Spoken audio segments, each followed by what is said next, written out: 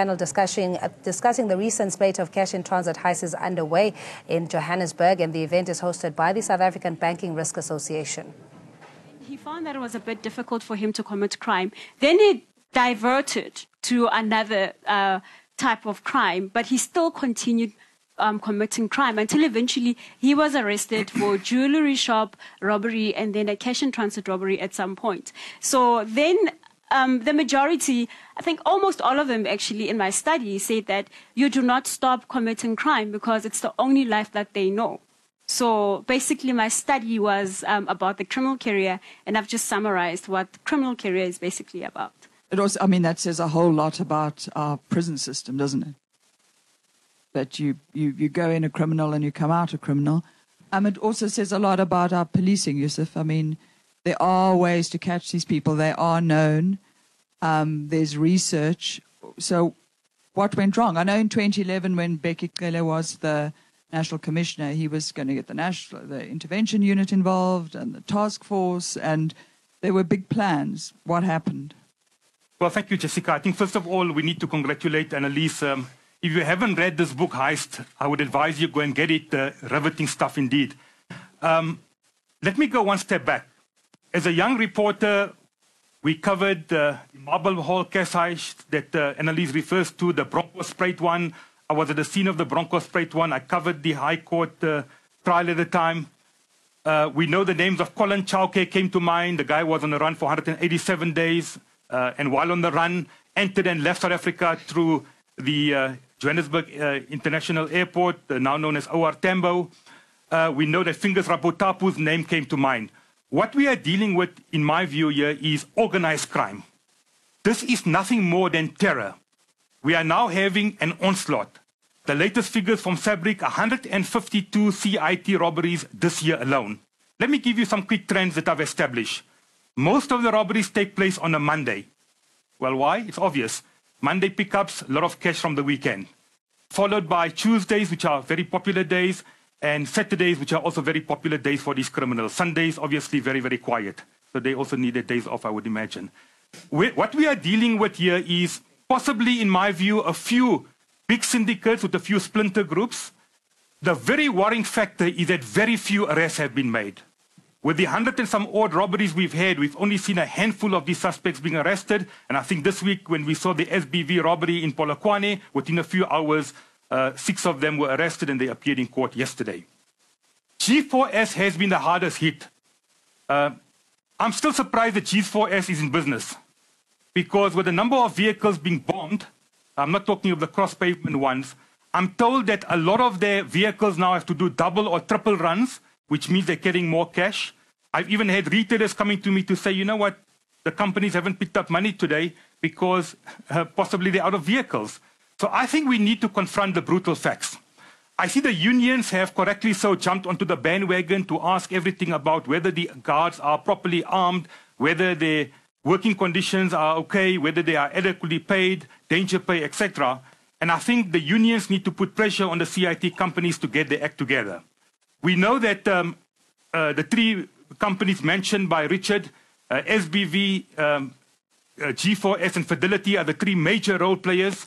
They deliver most of the money throughout South Africa. Whether we can replace cash or not is a different debate. I don't think we can replace cash, Richard, which will keep you in business for as long as you can. But I think what needs to be done, Jessica, your question about policing. The police here, in my view, have been caught off guard. We are now dealing with a national crime emergency, and the quicker the cops wake up, the better it will be. I think the public pressure, the awareness has got the cops a bit woken up. Whether the plan of action is going to be effective, Annelies, we'll have to wait and see. Richard and I, together with the representative of SABRIC, were invited to a meeting with the MEC for Community Safety in Gauteng on Monday, where the police leadership in Gauteng presented a plan of action. Obviously, we cannot share some of the issues that were discussed, but I think it gives us a bit of hope. A lot of fine-tuning still needs to be done. What, for me, is the biggest problem with policing is crime intelligence continues to sleep. They've been sleeping for some years now. Although they have a permanent general in charge of crime intelligence, I think that they must get their act together. The quicker they get it together, the better it will be. Annelies refers to it in the book as well. Police involvement, most certainly, I think there's police involvement. The other day we saw a guy from the Hawks, a warrant officer, being arrested in Mpumalanga.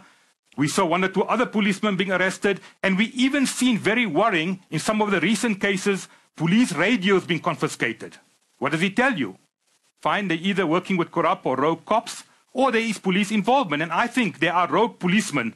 As much as we have many dedicated and honest policemen, there are rogue policemen working with these syndicates, which is very, very worrying. In some of the incidents, military bulletproof jackets were seized. What does it tell you? Possibly soldiers involved. And the minister can deny it, but one of her VIP drivers was arrested in Limpopo a few weeks ago, driving a beautiful white BMW on his way to allegedly carry out a cash heist with a gang. Possibly military people with military background. There has been speculation that some of them could be from neighboring countries, either as former soldiers or current soldiers. And that brings me to the modus operandi, which most certainly we are seeing. These gangs are hitting with military precision. They are heavily armed, automatic rifles, semi-automatic rifles, AK-47s, R4, R5 rifles, handguns. They do not hesitate to open fire. In many of the cases, they don't even cover their faces, which shows you how daring and how brazen they are. The same modus operandi that we saw in the late 1990s, the early 2000s. These gangs come with many cars, with up to 6, 7 cars, gangs of up to 15 people. And it just shows you that they're not scared to even go and open fire. They open fire easily. We've had scores of members of the public being shot. I think this year alone, Kevin, we've had only one fatality as far as CITs are concerned, aside from the fact that Richard mentioned some other people losing their lives. Very, very worrying. Where's the problem? The guards, in my view, need more training. I'm told some of these cash-in-transit companies only give their guards training for a week or 2. I will declare that I'm speaking to SBV. I've partnered with them to create awareness, to raise some of the issues, to advise them. SBV, for example, trains their guard for up to 7 weeks. They've had the least attacks this year. They're investing money into technology. And I've asked the question repeatedly to the CIT companies. I'm waiting for them. Fikile Mbalula, when he was Minister of Police, raised it last year. At one stage, you remember, you blow up the van and the red-stained dye comes out.